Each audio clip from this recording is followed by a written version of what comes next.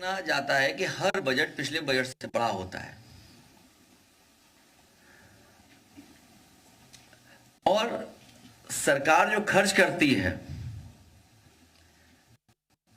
आकार बड़ा होना और खर्च कितना किया, अगर हम तुलना करें पिछले बजट से और इस बजट से, तो जो एवरेज आ रही है वो 50% भी सरकार खर्च नहीं कर पा रही है।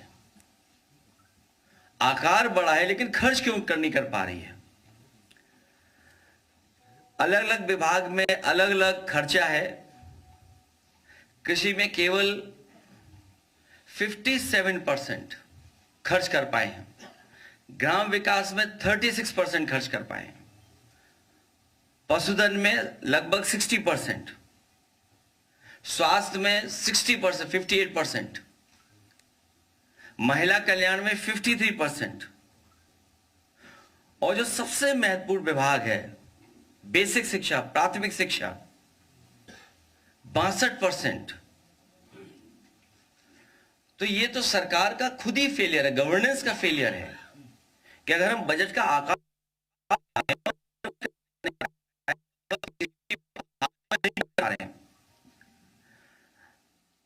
और जो महत्वपूर्ण विभाग हैं अगर उसमें खर्च नहीं हो पा रहा है तो गवर्नेंस और इनके लोग बैठे हुए इनकॉम्पिटेंट हैं, जिसकी वजह से बजट नहीं खर्च हो पा रहा है।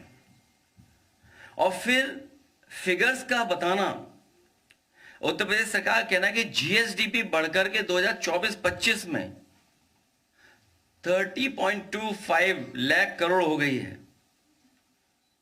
30 लाख करोड़ जीएसडीपी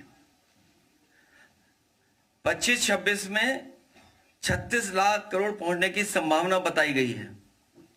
और ये एस्टिमेट है, अनुमान लगाया है। तो ये फिगर 2024-25 में 30.25 लाख करोड़ हो गई है। 30 लाख करोड़ जीएसडीपी 25-26 में 36 लाख करोड़ पहुंचने की संभावना बताई गई है। और ये एस्टिमेट है, अनुमान लगाया है।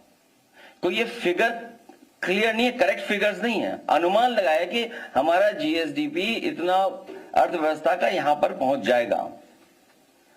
और अभी जो रियल डेटा है वो अभी जीएसडीपी का आया ही नहीं है।